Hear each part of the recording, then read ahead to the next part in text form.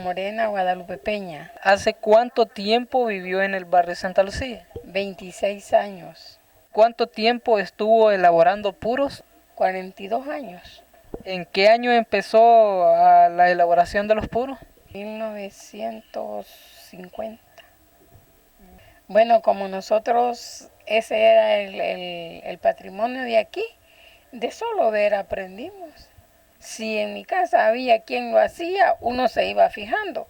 Y más allá, que era una fábrica, allá en Santa Lucía, como 18 años trabajando como operaria en la fábrica, digamos, de la doña María Luisa Parada de Flamenco. Habían como 30 o 35 trabajadoras.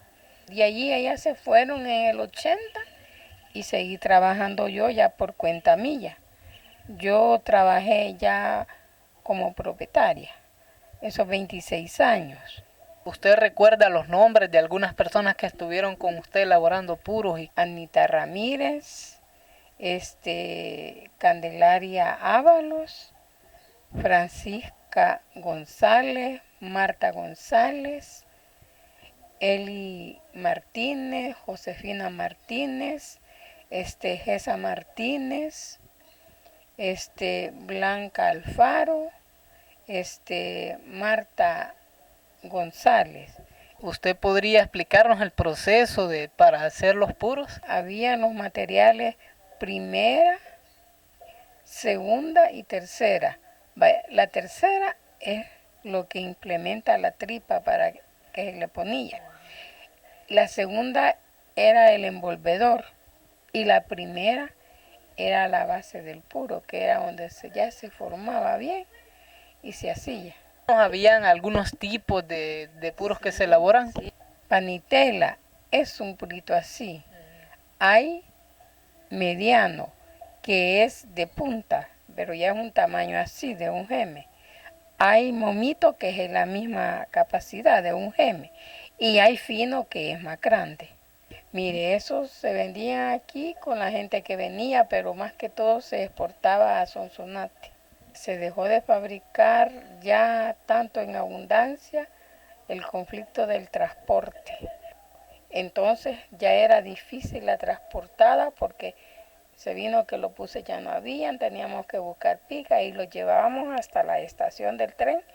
Allí nos llevaban y las del mercado de Sonsonate recibían. ¿De dónde traían el material para hacer los puros? Nosotros de aquí del lado de Honduras. Pero no es así que nosotros íbamos a traer, venían señores de allá o de aquí, iban a comprar y traían para vender aquí. Ya últimamente hay un mercado de tabacaleras aquí por la calle La Isla, calle Concepción, que es donde se va a comprar por mayor. Algunos datos importantes que sucedieron en ese tiempo en el barrio Santa Lucía. Había una tradición que traían moros de otras partes aquí, ¿verdad? Para alegrar los días festivos. Venían conjuntos así que formaban en el campo a dar conciertos, y las tradicionales gentes que venían a vender ponches, tamales, toda esa clase de cosas que se hacía en lo típico aquí de lo que se nombraba feriado, fiesta. Era del 6 al 13 de diciembre.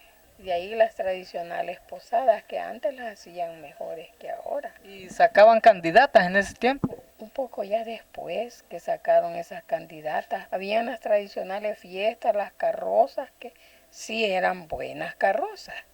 No era solo... Sacaban las reinas que iban en las carrozas, que supuestamente la que iba en medio era la reina de la carroza, pero no reinas como ahora, que sacan de cada barrio, que lo llevan a todo. No, no. ¿Qué tipo de artesanía hacían? Había un señor que hacía cosa de loza, alfarero, y habían esos señores que hacían reforma en unos telares, que hacían así como ver un molino, pero nada más que llevaban más espacio de palo con unos volados así como ganchitos donde iban enrollando el hilo, otros donde lo iban tejiendo.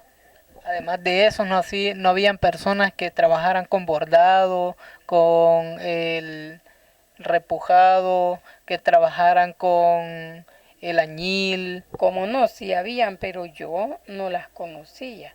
Oía mentar que ocupaban hasta las cuajatintas para teñir. ¿Usted conoce cuáles son las casas más antiguas del barrio Santa Lucía? Sí, está la casa de los flamencos, la casa de donde es ahora el obraje, la de la que antes fue de las cañas, la de la esquina que ahora es de los paqueros. Esas son de las antiguas. La casa donde está eso, donde antes vendían sorbete de chorro, de la casa esquina ahí frente a la policía. Ujú. La esquina donde está ahora otro, que ahora la han remodelado, donde está frente a la policía también, esquina opuesta, donde ¿Por qué a la iglesia la denominaron como Santa Lucía?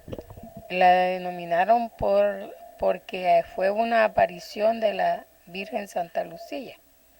Entonces, en base a que la Virgen quería que su templo fuera así, una historia, ¿verdad? Y fue hallada, no fue aparecida, fue hallada, dicen, según la historia de los que vivían antes que mí. Fue hallada y ella quería que su templo fuera aquí. O sea, que esta Virgen es aparecida y original de aquí, de este municipio. Por eso a la parroquia le pusieron parroquia Santa Lucía. ¿Y usted se acuerda cuando se utilizaban las pilas que están en el barrio Santa Lucía? Sí, me acuerdo de donde estaba hoy la fuente, estaba una plaza antes cuando se hiciera el mercado y en esa plaza había una fuente y a la orilla había alrededor de chorros y quedaba la fuente así. Las pilitas donde las personas iban a lavar. Habían nacimientos de agua y pues le decían las pilas de que eran pocas las casas que tenían agua potable. Ahí iban a lavar, habían hecho un tanque y ahí corría el agua. El padre Martínez. Ese padre cuando nosotros estábamos cipota era un padre bien reconocido y se fue de aquí con mucho eco. Pero dicen de que se apareció en un ojo de agua pero que dicen que aquí se apareció la Virgen, sí. Aún hay una leyenda que dicen que había tiempos que el portón de la iglesia no se abría porque la Virgen no estaba, era viva, andaba afuera y ya a los 3 días la podían abrir y le hallaban arenita en los pies. Y yo estaba cipota cuando un señor, dicen de que le pidió a la Virgen, padecía de los ojos, que lo curara, que lo sanara, y le ofreció una ofrenda. Y entonces dicen de que cuando el señor llegó otro amigo a visitarlo, le dijo, mira, pero quedaste bien de tus ojos y todo. Pues sí, yo le pedí a la Virgen de Suchitoto, a Santa Lucía, pero mira que la Virgen es interesada, le dijo.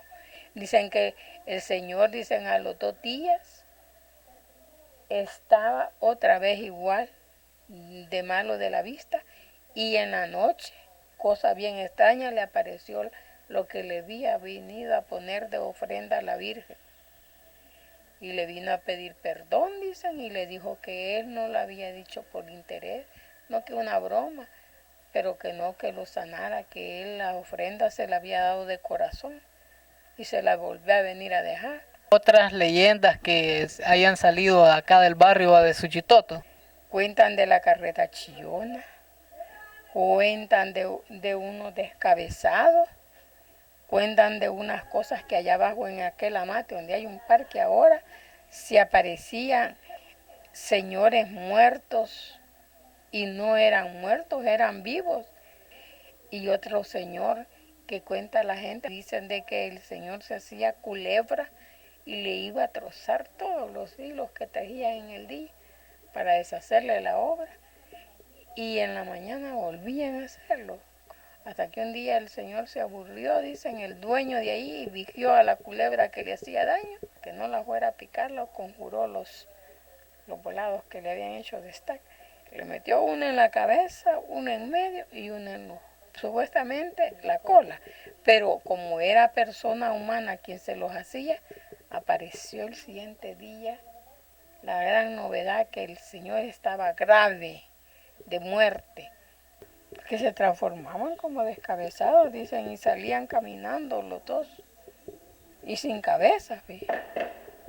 Eso sí es de Santa Lucía, que corrían así, ¿ve? Dicen por la calle de la amargura, iban a dar la vuelta por el rastro, salían por la otra calle donde vive Nelson Melgar, a salir al lado de la iglesia, hacia Batán. Que ya de las 10 de la noche no salían porque salían los descabezados. Antes la gente vivía de hacer trenzas para hacer sombreros, también se dedicaban a eso que le digo, a los telares y a la artesanía, porque había bastante gente que trabajaba en el tabaco. La organización de la iglesia, siempre han habido grupos de iglesia, pero no como ahora. Antes era solo la Guardia del Santísimo, los catequistas, los nazarenos, que siempre ha existido. Pero nada más, como ahora que está la renovación, la pastoral familiar, todo eso. Pero había más unidad, porque antes nadie tenía derecho a leer la Biblia ni nada, todo era, ni daban la misa al pueblo, ¿no? Y en latín, ¿verdad? Solo se asistía porque había fe, pero no por entender. Y ahora sí se entiende.